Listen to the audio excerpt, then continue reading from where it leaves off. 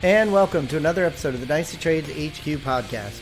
My name is Michael Cipes. You can find me on Twitter at FFBlitz, and I'm here with my partners Jeremy Browand at Dynasty Madman and Shane Manila. Hey, a lot of people know at least my pop died over the weekend, and just a shout out to everybody that was checking in on me this all week, really. A couple people, Bobby, our buddy Bobby Wrecked Fantasy, and our girl Faith kept checking in on me, making sure that I was okay. So I appreciate that, and I appreciate everyone that jumped in my DMs just to cheer me up and make sure I was doing okay. A lot of people did. You know, I always say I hate people, but the fantasy community is different. It's just a different breed of people. Every one of them. So many people reached out to me, and I really appreciate it, and it helped me deal with some rough shit this week. So thank you, everyone. So fantasy football. I'm so sorry. I'm so sorry for that. Fantasy football. We do have some news, and why don't we hear from DevyWatch.com, and then we'll go into the news. Devy leagues are the fastest growing form of dynasty leagues. Whether you're new to Devy or maybe you've played Devy for a long time and are just looking for an edge, DevyWatch.com has you covered. Do you need to know who will be a first-round rookie pick before the rest of your league does? Do you want that future NFL Combine star on your taxi squad before he blows up at the Combine? DevyWatch has Superflex Devy ranks, Devy ADP, and an annual DevyWatch guide to help you. The 2020 DevyWatch Guide ranked and profiled over 260 players. It includes dominator ratings, breakout ages for returning prospects, and if you play college fantasy football, they've got you covered there as well. Volume 2 of the 2020 DevyWatch Guide has tons of information about new college coaching staffs and how their scheme changes affect the college fantasy landscape. They also have team-by-team breakdowns for all 130 FBS teams. If you play college fantasy football, their CFF rankings will drop in July. Visit DevyWatch.com and check out the 2 membership options. Join today and gain access to their industry-leading content. Click Have a Coupon and enter the code DTHQ when you sign up, so they know you heard about them on the Dynasty Trades HQ podcast. Yeah, everybody go check out the DevyWatch. Get their best in class DevyWatch guide, their annual publication, and so much more for one low cost. Check them out at DevyWatch.com. Yeah, that's pretty cool. Yeah, we do have some news here, and I don't even know. Shane, are you still considering the Eagles your ex team, or are you? Yeah, no, they're definitely my ex team. But the problem is I did a little checking, and Miles Sanders, I own him in 30% of my leagues. Yeah. You traded him away. You would even have him probably in 50% of your leagues. You've traded him away in a few places, right? In a couple, yeah. So it would have been over 30%. So I got him in 30% of my leagues. Luckily, I had Boston Scott in like 25% of them. But yeah, Miles Sanders is week to week with a lower body injury because of. The reason I was laughing before is because your kid's walking around behind you, and now he's making noises. That's why I was laughing before. Anyway, so Miles Sanders is out with a lower body injury. He's week to week. I did ask a buddy coworker, whatever, I don't know what you want to call him, fellow writer over at DLF. For a couple places, Dr. Ethan Turner. He said there's the right leg injury. All he knows right now is that he's got a sleeve around his calf, and it's just speculation. It's not guaranteed. He's saying that that's usually something that comes along with a strain. Eagles are probably just being extra cautious, is my hope. But right now he's week to week. If you own him in 30% of your leagues like me, it might behoove you to go get you some Boston Scott, who probably will have standalone value on his own anyway. It's funny, in our 5 listener leagues, you own him in 2 and I own him in the other 2. And then in the one where the 3 of us do it together, Diggs on the wing owns him. But yeah, I remember you and I talking about Boston Scott in the off season, that you were already telling people to, scoop him up if you had the chance. Now it's probably going to be a little bit harder for people to scoop him up. So besides Boston Scott, I mean, what else? Corey Clement. What? Corey Clement. That's it? Just Boston Scott and Corey Clement? Corey Clement's the one running with the ones right now because Boston Scott actually is day-to-day as well. Yeah. So Corey Clement's just the guy, but opportunity, and he can probably fill in again. But yeah, Boston Scott, that's the guy to get. Yeah, it's pretty funny. I did see there was a news thing said that Greg Ward was playing with the ones over there. Yeah, they love him at receiver, man.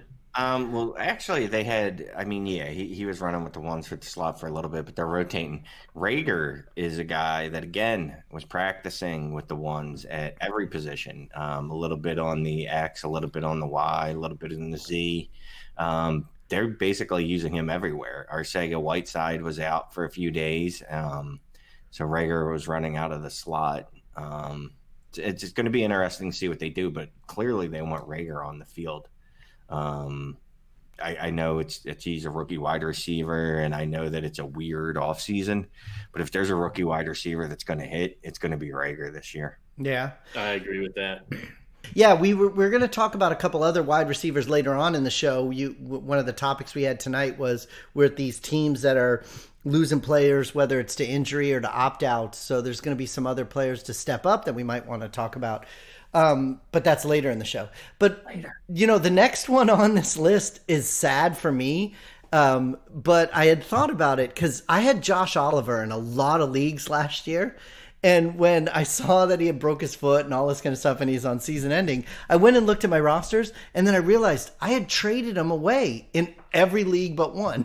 So I don't actually have him anymore. I have him in a lot of places. Do you? I actually, even in our listener league stuff, I had traded him away. I didn't remember doing it, but I had him in a couple. I had him queued up just right as that news came out. I had him queued up as my second tight end to draft in a best ball toward the end of the draft. And I was hoping to get him, and I kind of needed him. And then the news came out, fortunately, before I drafted him, and I had to do something else. But I'll be thin at the position. But, it opens the door for other players there, I mean, it opens the door real wide for Tyler Eifert if he stays healthy. And he's already played for this coach who really loved him back in the day, and Jay Gruden in Cincinnati. So I think, anybody who got Eifert, can get that 6 games a year that he plays and capitalize on the points. I mean, Eifert did play a full season last year. Yeah, he did. Out there. He sucked. He had a lot. That team wasn't great. Yeah. He had a lot of bad luck with injuries, but if he can actually go back a couple years to when he had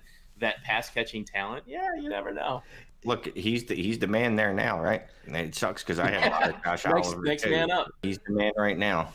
There's another Tyler there too, that Tyler Davis who they drafted this year, and I went and looked. I have him on 10 rosters, including 4 of the 5 listener leagues. He might play. And then James O'Shaughnessy, who I used to like way back when he was drafted, and I thought he'd be something. And because Eifert and Oliver and Davis were on this roster, he was at the bottom of my depth chart anyway, so I kind of cut O'Shaughnessy in many, many places. He was that bubble guy for me. And now all of a sudden I see him getting eaten up on waivers. And I kid you not, I had him in 75% of my teams. Nobody wanted to take O'Shaughnessy. He was just that guy I kind of had, He's the guy that I keep getting confused with Jeff Swaim, I think. I keep combining them into the same person. Yeah, he played there. You get them confused. Yeah, I just combine them into the team. They're both so good, it's hard to separate the two. I'm kidding. But here's the thing, man. If it goes beyond Tyler Eifert, that's as far as I'm going. Yeah. After that, their tight end isn't be worth anything.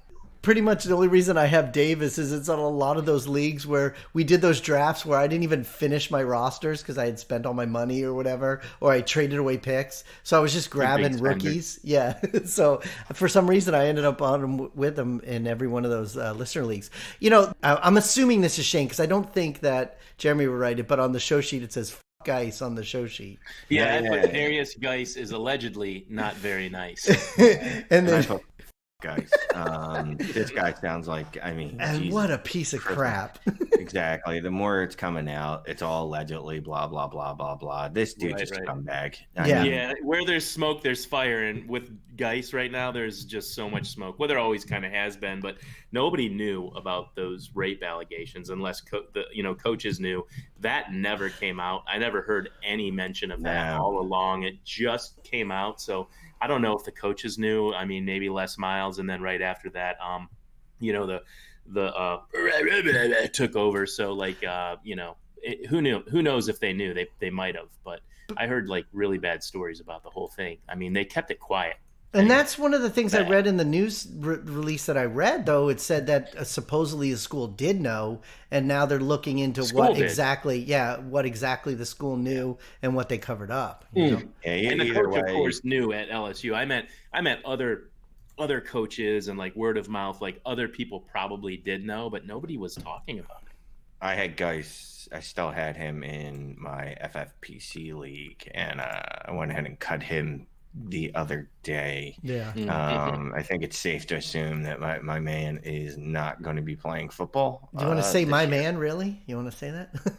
Oh, sure. Yeah, no, geez, that's just a figure of speech. I don't think that scumbag will be playing football exactly again this year. Yeah, I have him in 6 leagues, and he's actually in all of my waiver things for next week's waivers as the drop player when I pick up the next player, you know.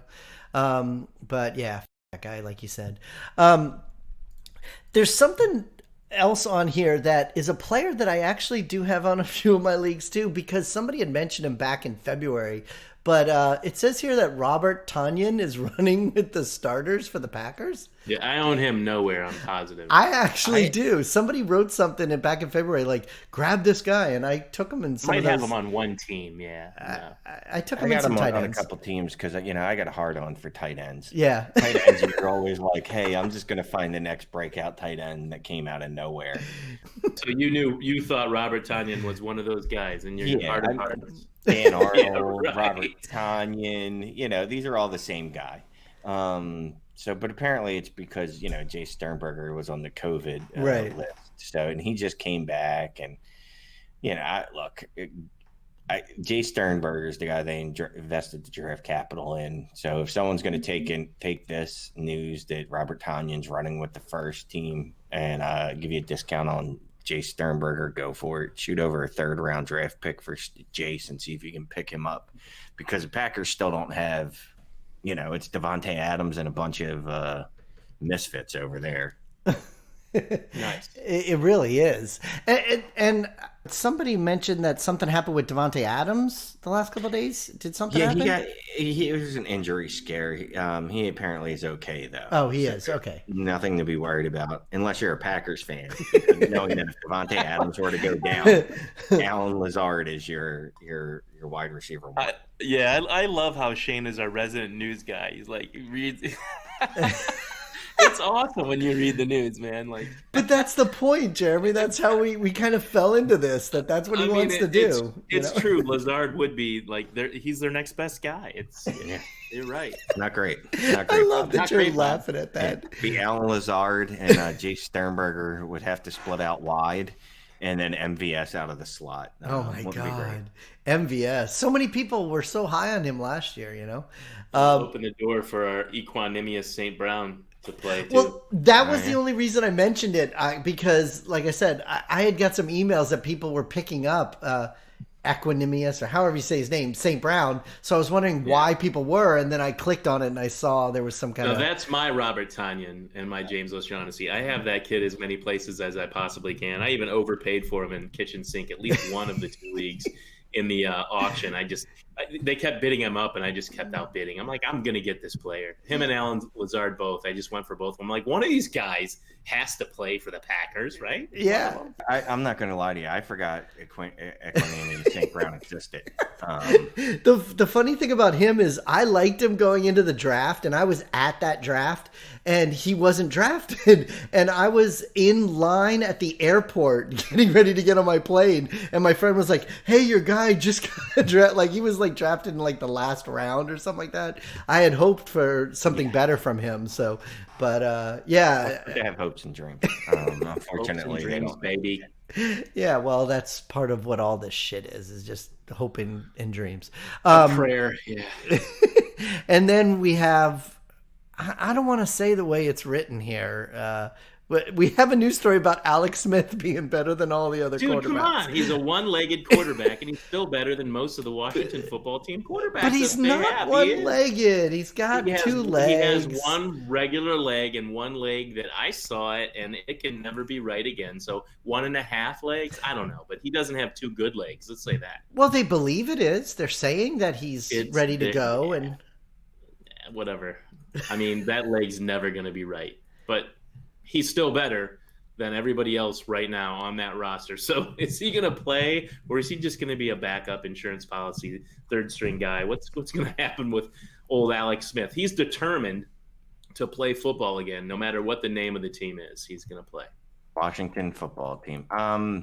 I don't care about Alex Smith. It's still trying to have his team to lose. It actually just came out today, too. Like, literally, like in the last hour, Ron Rivera was diagnosed with cancer, but apparently it was super early. Apparently, he called it super early is what the news report. Yeah. Wow. And it's treatable and curable. But figured to put that in Ron, or whatever that's worth. But, good luck to Ron Rivera. Yeah. Former coach for the Philadelphia Eagles and from all indications, a decent human being. Wow. Yes. Yeah. Hopefully everything's okay with him. With the Alex Smith thing, I did take a look at I have 19 rosters, 19 leagues, and he's on a roster in every one of them. So, you make a joke, but he's on every single. People have him on all their rosters. Dwayne Haskins is going to take that job. He's good. He needs to develop. He needed seasoning. It'll eventually be his job. But yeah, I mean, good for Alex Smith. All jokes aside about the leg, good for him. Terrible injury, and man, I couldn't battle back from something like that, especially not to play football. Good God, and you'd be lucky most people just to walk again, and he's going to try to play football. So good for him. I joked about not caring about Alex Smith, but if you're in a super flex league and Alex Smith is sitting out there, you better pick him up. I thought you were going to apologize for not caring about another human being. I thought that's where you were going. Alex. I'm so sorry. I thought that's where he was going. Perspective, that sounded horrible anyway, but still, even in a fantasy perspective, you can pick him up. It really did sound callous and cool. It did, and I thought he was going to apologize about that. That's pretty funny. It makes my one-legged comment seem so much tame now, so much tamer. I can't believe, you're the one who wrote the one-legged thing. So we have some topics that we were going to talk about, but before we do that, let's hear from fandraft.com, because I guess everybody believes the football season is going to happen, so there's a lot of redraft drafts going on right now. So everybody go check out fandraft.com, and here they are. Take your league's fantasy football draft to the next level with FanDraft, the online fantasy football draft board. FanDraft makes your draft feel like the actual NFL draft, with fun features such as streaming ticker, live draft clock, custom logos, and even team walk-up songs. You can also display multiple draft boards. FanDraft can be used offline or in person by exporting the display to a projector or large screen TV. It can also be used completely online, and any number of your league owners can join the draft remotely. It integrates with My Fantasy League too. You may be aware that MFL is the most popular Dynasty League hosting site. You can perform both traditional and our favorite here at the HQ, auction-style drafts. FanDraft also supports IDP, rookie-only drafts, keeper leagues, just about any customization you can think of to meet your league requirements. You can also export draft reports. So sign up for a free trial account at fandraft.com. When you're ready to order the pro account, use promo code DTHQ15 to save 15% off your purchase. So I think the ESPN has their 24-hour marathon coming up pretty soon for fantasy football, because ESPN, realizes fantasy football matters again suddenly every August. Meanwhile, the rest of us degenerates are like, what are you talking about? This has been here all year round. So those redraft seasons kicking off. Drafting, I think everybody's more confident that the season's going to start on time and probably finish-ish. They did talk about maybe moving teams to bubbles during the stretch run. Except not bubbles. They referred to them as like campuses. So go ahead and hit up FanDraft. You can try it for free, see how it works. It's an awesome tool, awesome site. Check it out. Yeah, that's pretty cool. Yeah, and I did hear on the radio this week, I don't know if you guys heard it, the Sirius XM people had their draft. And last year we were in Canton, Ohio with them when they were doing it. And unfortunately with COVID this year, we didn't get to go to Canton.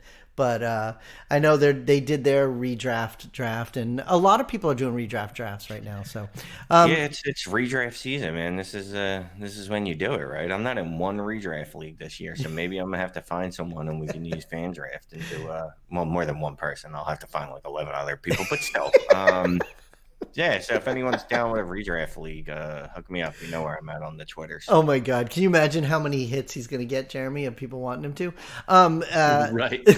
So one of the topics we had tonight was, there's a lot of people opting out. Well, not really a lot opted out, but people are getting hurt. And now that the camps are open, people are getting hurt too. So some of these receiver rooms are already a little bit decimated. And we kind of joked about the Dolphins last week about how they only had 2 guys. But I see that thanks to Scott Connor, is that the deal, Shane? That's my dude. Did that happen on your Dynasty and Chill show?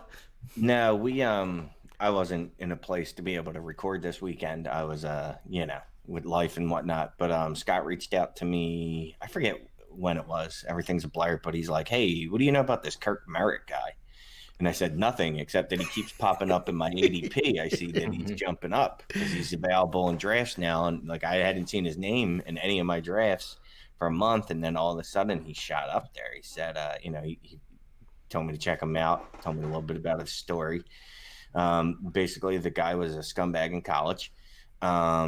He pled no contest to 2 charges of indecent exposure in college. He played for. Well, you did that. I mean, that's not a big deal. I was going to say, I've been around you guys. I'm sure some of those. I've never indecently exposed myself. Okay, maybe it was Jeremy then. Yeah, definitely Jeremy. But I probably have. Yeah, honestly. He was an Oregon Duck. He was a Texas A&M Aggie. He was an Arkansas Red Wolf, and he also spent 1 season at the East Mississippi Community College. Holy crap! So he jumped around to a bunch of different schools. He jumped around a lot. Yeah, he jumped around a lot because I think he was not a particularly great person in college. Wow. Perhaps he's changed. Who knows? But he is a spark freak, dude. If you're looking at his workout metrics, we was in 2014 a spark freak. Yeah. Well, he still is, but yeah. So he runs a 4.38 40. Guy's 6 foot, 208 pounds. If you like player profile, they comp him to Paris Campbell. So he's a guy that I think I definitely got him in one of our leagues. I went in every league I could think of and put in fab bids on him. So I got him. Yeah, take a shot on him. Yeah. Take a shot on him. There's a few that you didn't get him in because I already had him, actually. The thing about that guy, I have him on 9 rosters, but the only reason is because he was a Dolphin. And so, when I was filling in... You have 92 receivers. Right. Yeah, he's on there, too. Yeah, when I was filling in roster spots after all those drafts, I was picking him up because he was a Dolphin. I was like, hey, maybe he'll get a chance. So he was a relatively big recruit. He really was. He got kicked out of here and there, and he never lived up to the hype. But, I mean, he was lucky, I think, at his peak to average 12 yards per catch in college, his good season. The thing is, and the Devi Watch guys had pointed this out to me when people were talking about them on waivers, and he was a former Power 5 guy, and he should have dominated when he went to Arkansas State after, being at a Power 5 school, but he didn't. Wow. He didn't dominate. I mean, he's really just, they consider him, past tense. He was once a spark freak. He's a fast player. That's all he really is speed. And I know that can matter, but they think of him as kind of he's that guy that had potential, never more than a speed demon, if you will, 4 colleges ago. And yeah, he's fast, but don't get too excited about him. He's probably just a guy now.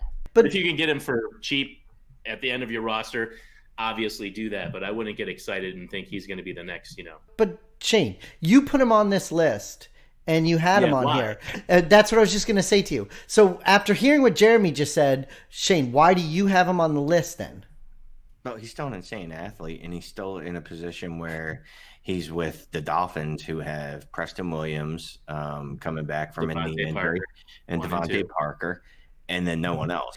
Well, what is it? Who is it? Jakeem Grant. I always forget the third guy. Jakeem Grant's there. He's 5'6", 113 pounds. I mean, guy. I get it. He's just a guy that could fall into a spot where, he gets some opportunity. That's all. But so the point is then, instead of a specific person, instead of Kirk, do you believe for, in this instance, Shane is talking about opportunity, and in your instance, you're talking about that he's not good enough. So which one? I'm not arguing with Shane at all. I think if that guy's available on waivers, pick him up. And I think that opportunity is. But that was my point. But so get him if he's cheap, but I wouldn't have high expectations on him becoming a starter. Okay, but what I was going to ask you, and what I'm asking both of you guys, I said without the name, without Kirk, which is more important? The opportunity, especially now with COVID, or the talent? Both. I don't know. I mean, opportunity is always, if you're on a roster, opportunity is king. But it helps that he's got a 4.3 40 right under his belt, and he was a spark freak back in 2014. And there's some opportunity. I think a little bit of opportunity in Miami, but I wouldn't get terribly excited about that. I mean, there are receivers there. He's a guy, if he hit even a little bit, I'd flip immediately. Sure. You know what I mean? I'm picking him up per waiver. So if he hits a little bit, I'm probably selling him for a third or a fourth, because that's just what we do. But, he's just a guy that's a name out there. And Gary Jennings Jr., who, whatever. He couldn't even get on an active roster last year to play, but just a couple guys. That's a good point.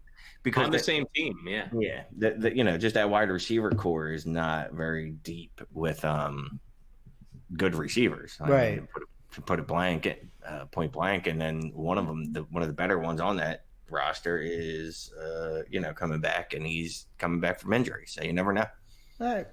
Well, what about over at San Francisco? There's a lot of things going on there with injuries and people coming back, and it's just like a mess. So their wide receiver core is like, man, wow. Yeah. So who do you want over there in that wide receiver core? Yeah. So we didn't touch on it in the news, but heartbreaking. Jalen Hurd tore his ACL. Ridiculous, man. That guy can't catch a break. So 2 years in a row, the kid can't play. Last year it was a broken bone in his back. This year it's a torn ACL, and he's done for the year. They put him on the IR today. That sucks. Let's see. You got what's his face? Deebo Samuel still got the foot injury. Obviously, gonna miss some time probably. And then I'm looking at the available options behind Ayuk, of course. I think that's how you pronounce his name. Brandon Ayuk. Yep, rookie wide receiver. He's in Penn now in permanent marker as a starter. Oh yeah, that dude would have to really screw up not to be a starter. And speaking of screw ups, I'm thinking I'm going to buy some Dante Pettis. Well, Kendrick Bourne and Dante Pettis those guys are going to play now. So make jokes about Pettis and Kendrick Bourne, here and there, and then disappears. But those guys, opportunity again. Those guys are going to play football. There's Brandon Ayuk until Samuel comes back, and there's Kendrick Bourne, Dante Pettis, and Richie James, who's like 4'9", and Trent Taylor, who's awful. I mean, that's it. There's like Tavon Austin and a bunch of guys. Like, it's Pettis and Bourne are going to play.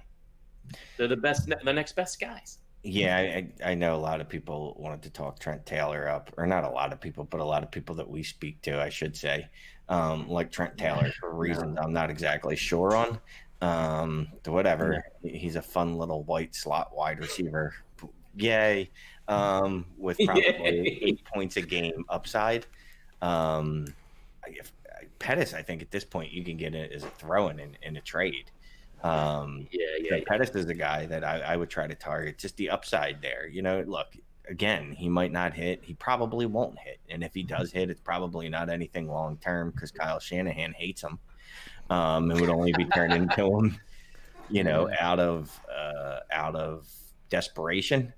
But as a one-year play, as a guy that, you might even be able to flip later in the year, depending on how it goes. Dante Pettis is a guy that I'd be taking a shot on right now. Do you think people would still throw him in even after what's been going on? It seems like a lot of situations that are going on, people may not just be willing to throw a player in that has a chance to play. Yeah, but what I've heard mostly out of everyone talking about, the wide receivers there is Trent Taylor. Like Trent Taylor is going to be a thing. No, he's not.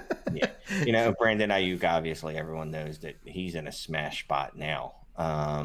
Yeah. A lot of Trent Taylor talk, more Trent Taylor talk than I need. Yeah. So I still think you can get him fairly cheap, Dante Pettis. And like I said, look, he's got upside. That's all it is. It's buying cheap in a COVID infused season and just trying to see if maybe he can hit now. I mean, we saw what he did in his rookie year. The guy flashed a little bit. And then obviously last year, Kyle Shanahan showed that he hated him, pretty much called him a jackass and didn't let him play.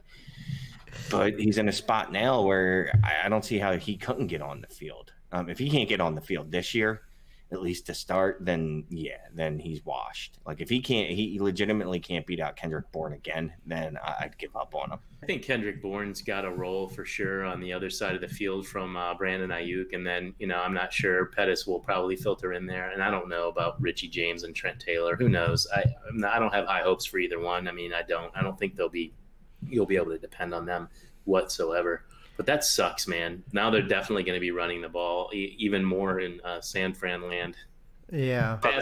Their number one wide receiver, George Kittle. Yeah, I mean, yeah. Hey, that's better for the George Kittle. Yeah, 150 targets. Hey, Kevin Coleman. My God, might be. Do that again. Coleman might be their best wide receiver. One of their better wide receivers now. Tevin Coleman. Honestly, I'm a Tevin Coleman fan. I know he hasn't really lived up to hype, but I like having him on my teams. And you don't want to have to rely on the guy, but I'm a fan of his. Like he's a player I like to watch and that I like. So and I realize he's not an all-star player and all that, but yeah, he's definitely going to have a role because they throw to the backs and he can definitely catch and run. So he's they have three guys. I mean McKinnon and Coleman and that little Mustard. We have two more teams on here that we haven't really talked much about Minnesota. Since Diggs left, you've got right. Thielen there, but we really haven't talked much about the wide receivers there. So who are the wide receivers there? Actually, they drafted somebody and. Who aren't the wide receivers? There's Oba Lisa Johnson, right? Yeah. Do you remember a couple? BC Johnson. Maybe like 2 months ago. Him. Yeah, we were doing a show and somebody sent me a trade offer for him for like a third, and you guys were like, "Yeah, take him." So I was like, "All right, cool." Yeah. There's him. Let's see. There's Is Tajay Sharp there? I believe Tajay Sharp Adam there. Adam Thielen and Justin Jefferson. Thielen's going to start. Jefferson's penciled in as a starter. He's probably going to start unless something happens. And then, Tajay Sharp probably behind Thielen, and then Olabisi Johnson behind Jefferson. I don't know which one of those guys would go in first. And there's also another rookie wide receiver too, because I know I have him on a few. He doesn't matter. Courtney Davis and Dan. Yeah, what's interesting is that their two best receivers, Jefferson and Thielen, are both slot receivers.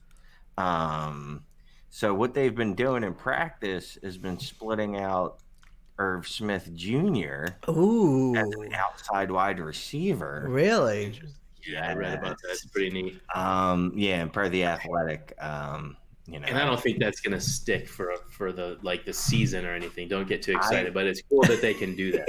I don't know, man. I mean, because he's more of an outside receiver than Justin Jefferson, I think. Yeah, Thielen can play outside though.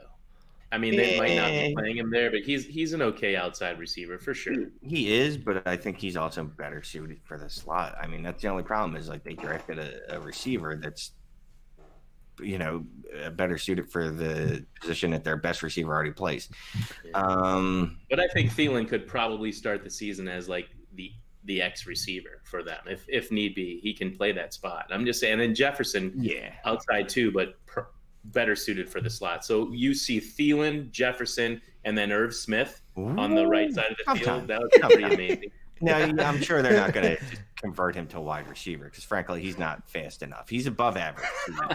For a wide receiver, he's slightly he's above a big average. slot. Come on, man. He's a big slot. But it's just more interesting to me because I'm definitely buying in on Irv Smith this year, man. Yeah. I was buying in on him anyway, but if they're going to be putting him out at wide receiver too, oh my goodness. They're going to split him out wide. Like, I just send him down the field and just let me see what happens. That would be cool. A big guy. Kyle Rudolph taking more plays off is what's going to happen, I think. Well, no, if they do this, then Rudolph's still on the field as the number one tight end. As the tight end. He can block. He can block. Yeah, he can block. I do think it's funny though that you just like dismiss that Courtney Davis. He doesn't matter. Honestly, I think KJ Osborne is penciled in to play before Courtney Davis does. I mean, we can see how that plays out, but yeah, just the way they're run their offense, I don't see a lot of room for anyone besides Thielen, Jefferson, and Irv Smith Jr. as receiving options. I think those are, and obviously Dalvin Cook. I think those are the receiving options. It's going to be pretty concentrated between those four players, and just the more that Irv Smith is on the field, the better. So just get ready for that Irv Smith breakout that a lot of people were already looking forward to. I have him in Scott Fishbowl. Nice. I remember when I took him in Scott Fishbowl, the people in my league were like, "Oh, I was going to get him." Don't be afraid of Olabisi Johnson. He's a capable receiver, and he's like, he's going to be like next guy up if there's an injury because he can play multiple positions. He's not exciting. He's not going to, light up the stat sheet, but he's somebody that if there's injuries ahead of him on the depth chart, he's going to play. That'd be cool because he's a decent football player. So opportunity for Olabisi is pretty high, but he's just an average talent. Yeah, I think he's a guy, look, Greg Ward is a guy that I kept pumping up, and he's a guy that, he could probably get you 10 points a week. His ceiling's probably 16 points, which, all right, whatever. You get a 16-point week out of a guy like Greg Ward or BC Johnson, you're probably feeling pretty good. I don't know that it's going to win you any championships. That's the only thing. Yeah, but when people... KJ Osborne's the guy that Mike was thinking of now. Oh, is that what it is? KJ Osborne was the guy drafted in the 5th round. That's the speedster from Miami. Oh, there you go. He's a speedster. I knew Shane would like it's coffee. Fast wide receiver. Yeah, Shane would like that one. So, and the last one we have here in these receiver rooms is the team that, a lot of people are having a hard time figuring out a way to shorten that, but it's the Washington football team. And you could just call them the football team. People, know what I mean? Like the Eagles, right. You don't have to say Philadelphia Eagles. Everybody knows you're talking about the Philadelphia Eagles when you say the Eagles. So I'm just going to call them the team. The team, yeah. Some people are still calling them the Skins and stuff like that, even though they're not supposed to. Those people are racist. Call them the Foreskins, like John DeBari. Yeah, exactly. But we already know that Jeremy loves Terry McLaurin. But what else is there? Steven Sims. Okay. Yeah, that's about it. Steven Sims had what do you have? He had 20, I'm not going to do math, 29 targets over the final 3 weeks last year, 15, 16, and 17. I know barely anyone was paying attention at that point, especially week 17. Who's not paying attention? I wasn't, not week 17, because I didn't even know he did that. So my man put up at least 15 points every week, the final 3 weeks of the season. He's a guy that, I discount it, disregard it, was like, meh, whatever, because I thought Washington might actually, add to the wide receiver room, and instead all they did was add AGG. Yeah, Antonio Gandy Golden, and, he could become a starter in this shit situation sooner than later, but... Yeah. Well, and then their running back situation is so screwed there as well. So, I mean, they've got a lot of problems there with their offense. They do. They have some problems. That's not going to be a great offense. But no, I feel bad for the quarterback. I do. I feel bad. But, look, he could lock on to – look, Terry McLaurin's going to see at least 140 targets this year. And Antonio Gibson in the passing game is where you look for him. Honestly, they can put him at the receiver spot and all that. And, I wanted to shoot people down before Geis situation reared its ugly head. But now Gibson looks even more appealing. Because, wow. Geis is out of the picture. So, That whole situation. I mean, with a team name and with the guy stuff and the running backs and the wide receivers and the quarterback. They've got some problems. Can you imagine? Not nice with Mother Nature. That would be horrible to be a Washington football team fan right now. When Adrian Peterson is your starter and you're talking up Bryce Love and Antonio Gibson, yeah, a little bit of issues. And Peyton, like I said, Peyton Barber's going to end up being their starting running back sooner rather than later, and people are going to be pissed. Wow. Pissed. All right, well, we have a return of the Trash Dynasty trade offers here on the show sheet. Do we even, Shane, I know you always yell trade alert, but you never yell anything for a Trash Dynasty trade offer, do you? Yeah, man. Duck. It's trash getting thrown at your head. Trash Dynasty trade offers. Duck. No, he yelled duck, like duck. So what is the Trash Dynasty trade offer that you wanted to talk about? Oh, yeah, so our buddy Kane Fassell, wonderful, beautiful patron. He was offered this trade today. Someone wanted to acquire his Kenyon Drake and Bobby Trees. Robert Woods. Yes. And in exchange, they would give him Nyheim Hines, Sony Michael, Jack Doyle, a 2021 second, and a 2021. Wow. Take all of this shit right here, plus the upside of Jack Doyle, a couple of piddly little picks, and send me a starting running back for the Arizona Cardinals and starting wide receiver and super stud Robert Woods, please. It is funny when people send it in like a big giant package, like a meaty sack with a whole bunch of things. All this shit. Oh, come on. Like you won't notice, right? Like you definitely won't notice. That's funny. So Kane said that to you? Not even a first rounder to make it like seem legit. Like, yeah, Kane actually put that in our streamer, and you know what's funny is like all that crap isn't enough for one. Yeah. One. Yeah, one of those players, right? I wouldn't. Yeah. So we did have a couple trades. Do you want to go over some of these, or do you want to move them over to the Patreon, or do you want to do one or two? I got a couple Tyler Lockett trades, but let's do those over on the Patreon show. So that'll be like the theme. Ooh, a Tyler Lockett trade theme in the Patreon show. Okay. Well, let's do one of these other ones here real quick, and we'll wrap everything up and we'll go over to the Patreon show. So why don't we do this one here that actually involves you and a Zach Ertz trade? Yeah. Me? Oh, I made Rosebud. And this is, and everyone makes fun of me, but I think this is my most clever team name. It's the Envelope. I remember. My wife's name is Manila, like the envelope. I remember you had to explain. You explained that once on the show before. What's the least contentious team name you have? I think it's my most clever one. But anyway. I don't remember who asked you, but somebody asked you that on the show once. Why is your team called the Envelope? And they weren't impressed. I was impressed. It's a super flex. It's pretty standard. It's only a half-point PPR. So on the one side, we have Mecole Hardman and Sterling Shepard, and on the other, we have Zachariah Ertz. Okay. And did you say it was tight end premium or not? Or not at all. Even at a not tight end premium, I would still go with the Zach Ertz. There's like a tapping noise going on. I don't know which one of you two guys are doing it. I love Zach Ertz, so I want that side. And I want to wait like 5 more years when people are still talking about how Zach Ertz is. You need to get rid of Zach Ertz. He's not going to be a top 5 receiver. We had guests on the show last year that were all about how Zach Ertz wasn't going to finish at the top. And maybe Goddard, whatever, was going to finish ahead of him, and so many things. And O.J. Howard was going to finish ahead of Zach Ertz. Stupid shit like that.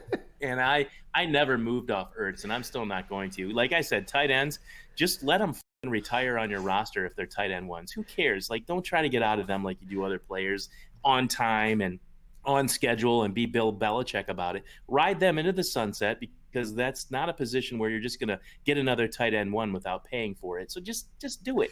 Ride it out. Zach Ertz in this trade is the thing you want. Hardman, who knows? He may never become a starter, and if he does, it's probably going to be on another team. Sterling Shepard, meh. Zach Ertz for the win. And you know what? James White needs a fantasy football team, and he needs to call it bread. You know what's so funny? I am so happy to hear Jeremy finally say that, because he said stuff like that to me off air over the last couple of years about how people shit on Zach Ertz, nice. And it pisses him off. So that's pretty funny that he finally let it out right there. Too nice. But I agree with you too. I want the Zach Ertz side too.